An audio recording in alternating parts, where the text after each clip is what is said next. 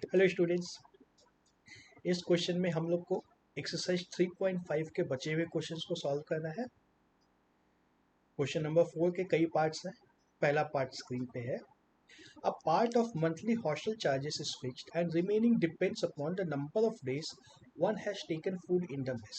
When student A takes food for 20 days, she has to pay rupees 1000 as hostel charges, whereas a student B who takes food for 26 days pays rupees 1180 as hostel charges. Find the fixed charges and cost of food per day. इस तरह का question एक बार बनाया था,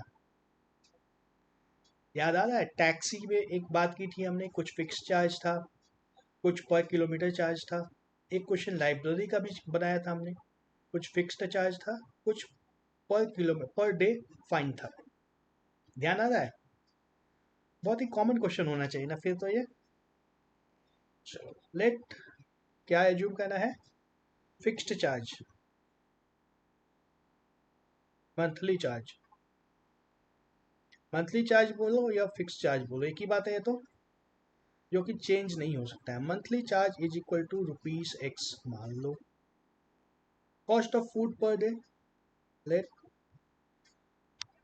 food per day, इसके charge को मान लो rupees Y. आराम से इक्वेशंस बन जाएंगे। इक्वेशन बनाने में तो किसी को दिक्कत नहीं आ रही है। Student a takes food for 20 days, he has to pay rupees 1000। 20 days का बिल कितना होगा? X plus 20 into per day का food charge 20y is equal to 1000। Equation number 1। Second की बात करें तो 26 डेज का फूड इसको लेना है, x plus 26y is equal to 1180। Question number 2। इस मेथड से सॉल्व करोगे इसको। देखो, इसमें एक वेरिएबल का हमारे पास कोफिशिएंट बराबर है ना। एक वेरिएबल का कोफिशिएंट बिल्कुल बराबर है, इसमें कुछ मत सोचो, सीधा एलिमिनेट कर दो। क्रॉस मल्टीप्लिकेशन मेथड से नहीं बना रहा हूँ मैं, क्योंकि तुम लोग बना चुके हो बहुत सारे ना। प्रैक्टिस खुद से करके देख लेना। यहाँ पे क्या आएगा? -6y इज इक्वल टू -180, यानी कि y की वैल्यू कितनी आ गई? 30। y की वैल्यू 30 डाल दो, क्या होगा? x plus 20 into 30 is equal to 1000, यानी कि x is equal to 400। Fix charge 400 है, ₹400। Month daily charge for food ₹30। बहुत सस्ता है। चलो सभी इसी हॉस्टल में रहेंगे। नहीं, क्वेश्चन है ये, ऐसी कोई हॉस्टल नहीं है। समझ में आया? आया ही होगा, आसान क्वेश्चन था। क्रॉस मल्टीप्लाई से बना के दिखाऊं क्या? चलो देख ही लो तुम लोग।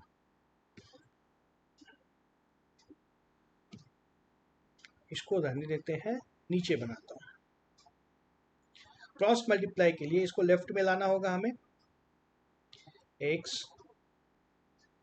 Plus 20y minus 1000 is equal to 0। x plus 26y minus 1180 is equal to 0। x divide by क्या आएगा? 20 इंटू 11 माइनस 1180, बड़ा लंबे से नंबर आएंगे। Minus 1000 into 1 is equal to y divide by -1000 into 1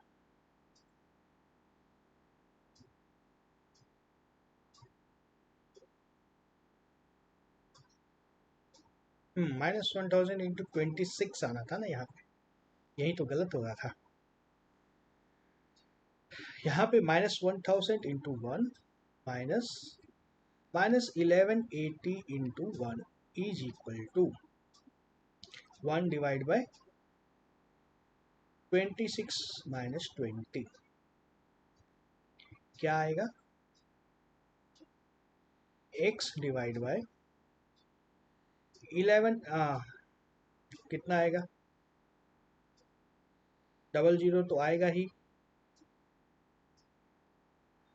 minus और इधर आएगा plus 26,000 is equal to Y divide by minus 1,000 plus 1180 is equal to 1/6, यानी कि x की वैल्यू क्या आएगी 26,000 माइनस 23,600 मतलब 2400/6 इज इक्वल टू 400 और y की वैल्यू क्या आएगी 180 divide by 6 is equal to 30। देखो आंसर तो सेम आ रहा है ना, लेकिन इसमें अननेसेसरी कंफ्यूजन हुआ इस क्रॉस मल्टीप्लिकेशन मेथड में, हुआ ना। तो यहाँ पे अब यही सीखना है, यदि इस तरह का इक्वेशन हो जिसमें सामने सामने दिख रहा है किसी भी एक वेरिएबल का कोफिशिएंट सेम है, सीधा एलिमिनेट कर दो उसको, कहानी खत्म। कुछ भी सेम में कुछ भी हो सकता है, 1 होना कोई जरूरी नहीं है, 1 हो 10 हो 1000 हो 1/5 हो 0.1 हो 0.01 हो, कुछ भी हो सेम होना चाहिए सर। सेकेंड क्वेश्चन पे है, a fraction becomes 1/3 when 1 is subtracted from the numerator and it becomes 1/4 when 8 is added to the denominator. Find a fraction. ऐसा फ्रैक्शन का भी क्वेश्चन हम लोग बना चुके हैं। हमने माना था फ्रैक्शन हमारा x डिवाइड बाई y है। क्या किया था इसमें, हमें क्या करना है 1 is subtracted from the numerator, तो फ्रैक्शन क्या होगा x minus 1 divide by y। ऐसा किया तो क्या बना, ये 1/3 बन गया। यानी कि इक्वेशन के फॉर्म में कन्वर्ट करना हो तो क्रॉस मल्टीप्लाई कर दो, क्या आया 3x minus Y minus 3 is equal to 0। दूसरे पार्ट की बात करो, it becomes 1/4 when 8 is added to the denominator, यानी कि x माइनस वाई में 8 ऐड करना है, तो ये क्या बनेगा 1/4। This implies 4x is equal to y plus 8। ठीक है, अब देखो यहाँ पे सब्स्टिट्यूट हम लोग कर देते ना, यहाँ पे तो बहुत अच्छा रहता है। इसको इक्वेशन नंबर 1 ले लो, इसको इक्वेशन नंबर 2 ले लो। y यहाँ पे सीधा सीधा आया हुआ है, इस y की वैल्यू को यहाँ बिठा दो, क्या आएगा 4x is equal to 3x minus 3। ठीक है, x की वैल्यू क्या आ गई -3 और y की वैल्यू क्या आ जाएगी 3x minus 3 is equal to -9 minus 3 -12। तो हमारा फ्रैक्शन क्या है -3 divide by -12। 1 is subtracted from the numerator, क्या हो जाएगा -3 -1 -4 डिवाइड बाई -12 1/3। एंड दूसरे में क्या करना है 8 is added to the denominator, -3 divide by -12 plus 8 is equal to -3 divide by -4, 3/4 हो गया ये।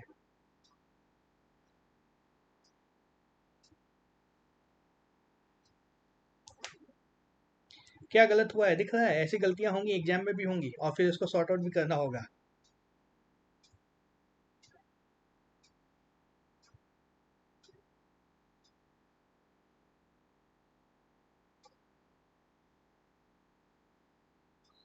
ये +8 हमारा गायब हो गया था, देख रहे हो +8 हमारा गायब हो गया था, तो इस पार्ट को डिलीट करो अब पहले।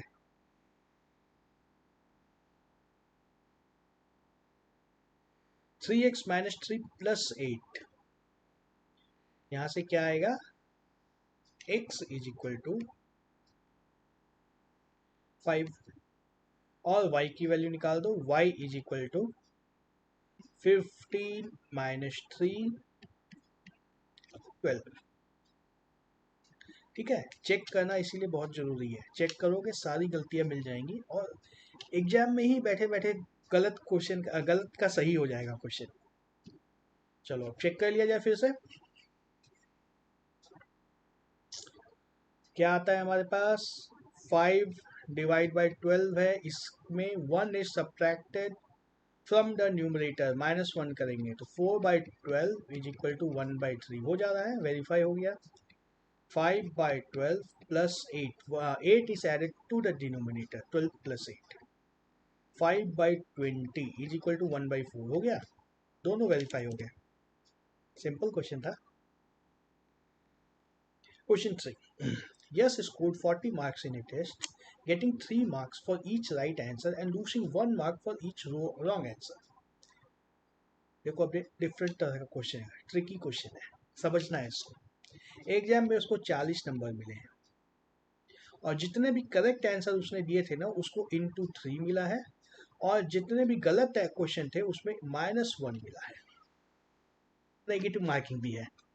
अभी तक तो कोई एग्जाम नहीं मिला होगा नेगेटिव मार्किंग का, आगे हो सकता है मिलेगा कॉम्पिटिशन्स में. Had 4 marks been awarded for each correct answer and 2 marks been deducted for each incorrect answer, मतलब यदि उसको सही क्वेश्चन के लिए +4 मिलते और गलत क्वेश्चन के लिए -2 मिलता, yes would have scored 50 marks. How many questions were there in the test? Test में कितने क्वेश्चन थे?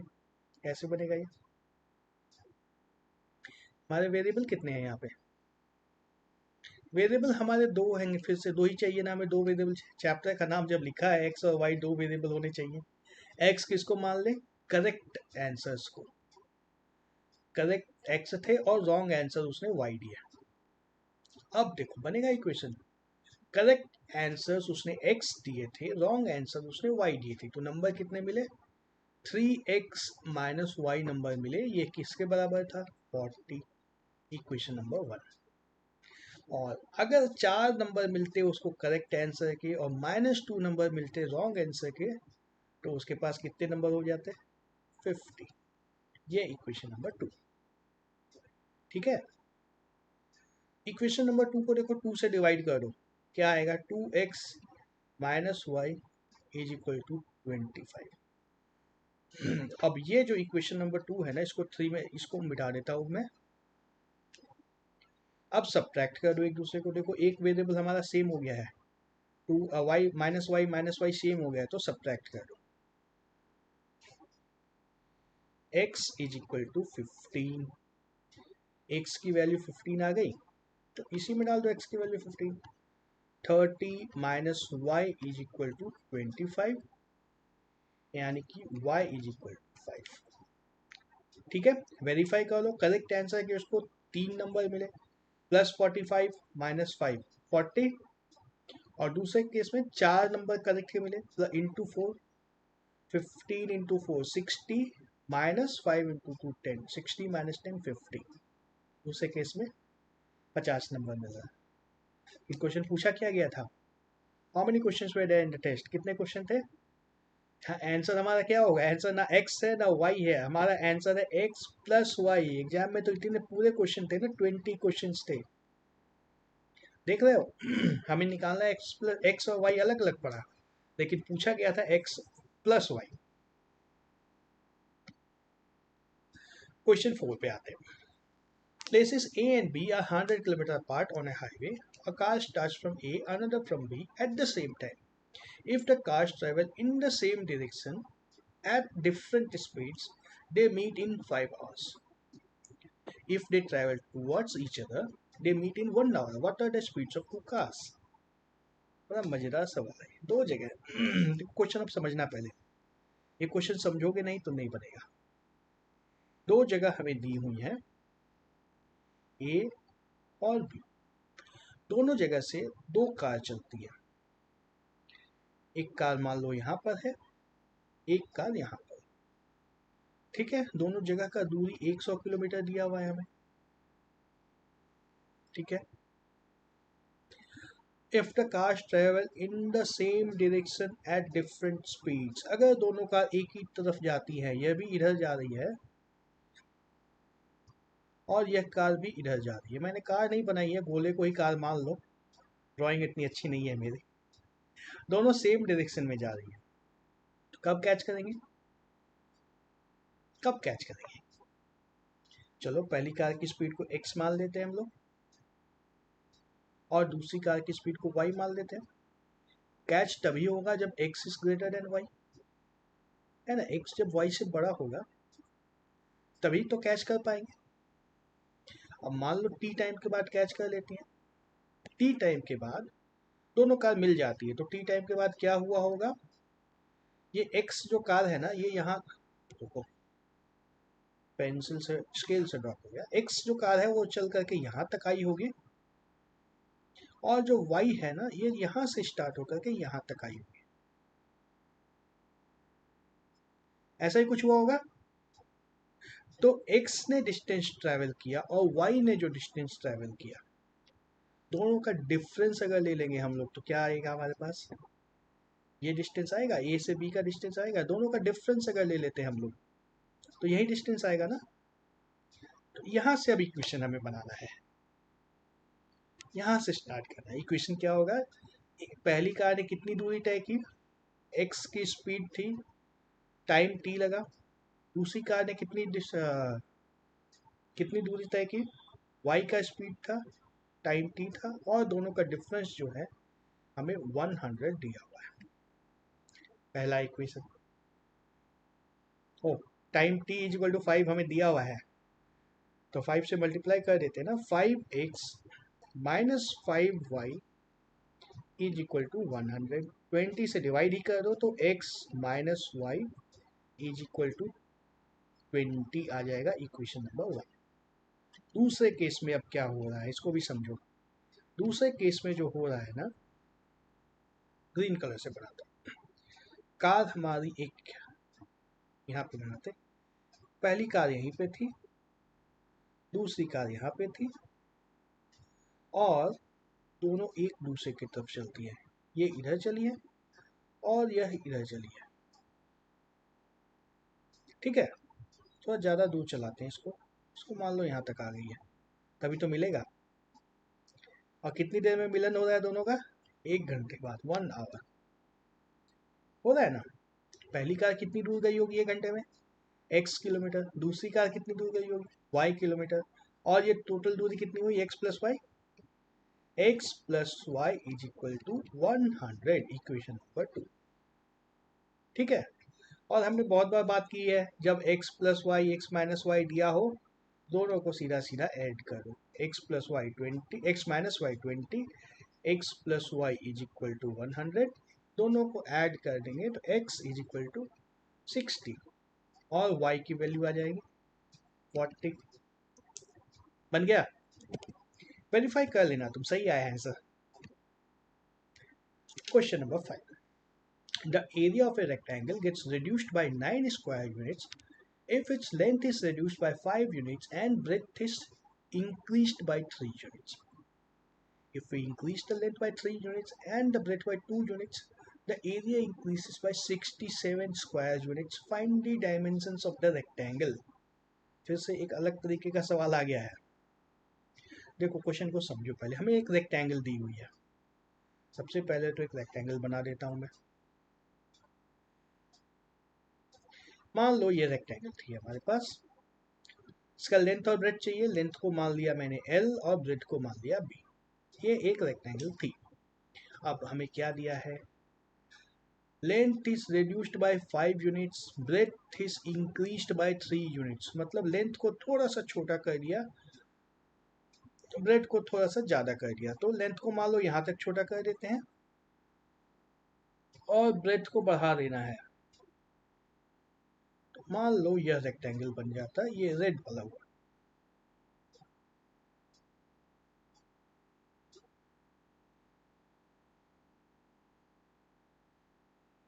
ऐसी रेक्टेंगल बनेगी, रेड वाली बन जाएगी ना, ये रेक्टेंगल बनेगी। चलो अभी शेड नहीं करूंगा क्योंकि इसके ऊपर और ड्राइंग करनी है हमें। तो अभी रेक्टेंगल का लेंथ और ब्रेथ क्या हुआ, अच्छा सबसे पहले इनिशियल रेक्टेंगल का एरिया क्या था, L इंटू बी। दूसरे केस में रेक्टेंगल का लेंथ क्या हुआ, L माइनस 5 लेंथ हो गया, और इसको जब ब्रेथ से मल्टीप्लाई कर देंगे B प्लस 3, ठीक है। तो यहाँ से अब एक इक्वेशन बनाना है, ये जो एरिया आया है ना हमारा L minus 5 into B plus 3, जो एरिया आया है ये किसके बराबर है, area is reduced by 9 units, किससे कम हुआ है 9 यूनिट, जो ओरिजिनल एरिया था L इंटू बी जो एरिया था इससे 9 यूनिट कम हो गया, -9।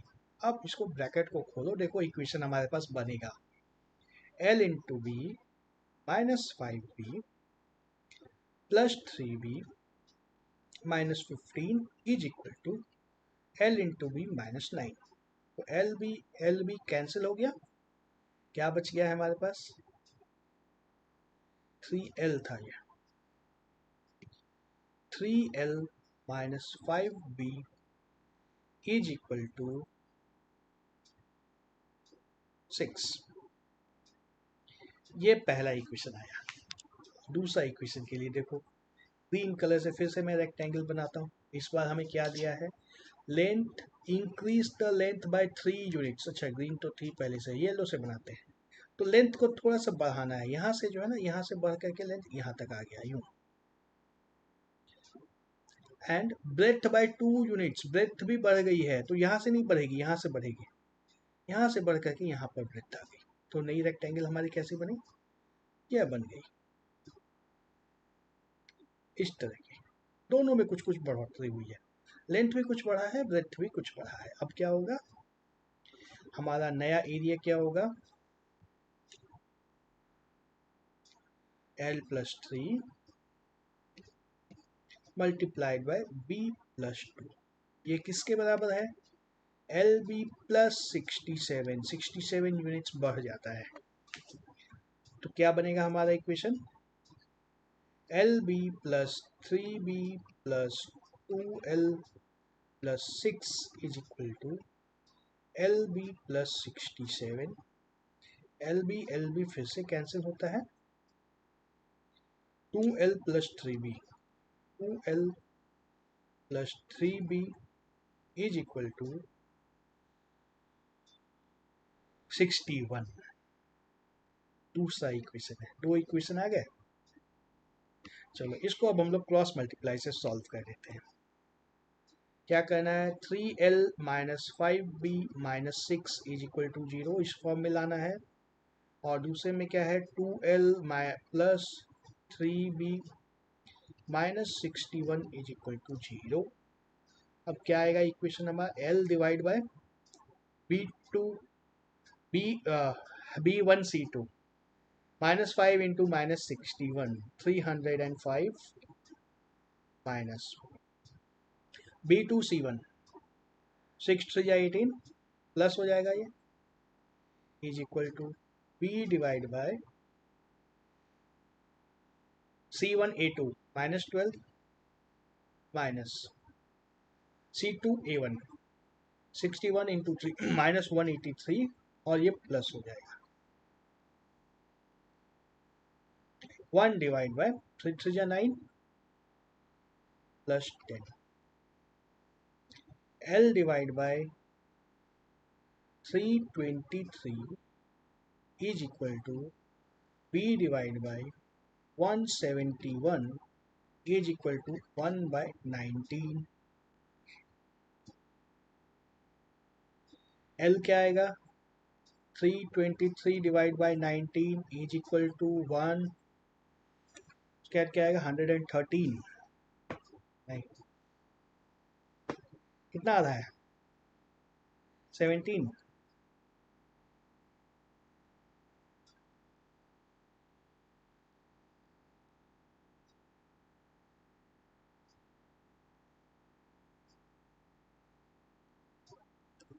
ठीक है, और इसी तरह से B क्या आ जाएगा, 171 divide by 19 is equal to 9।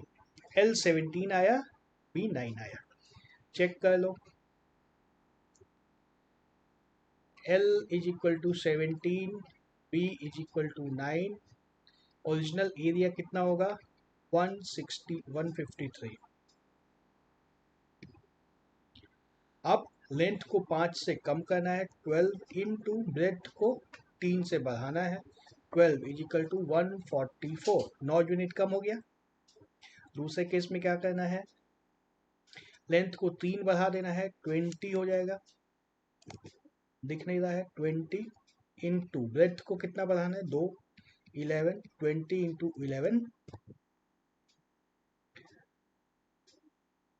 220। 67 unit की इंक्रीमेंट हो गई। आ गया हमारा आंसर।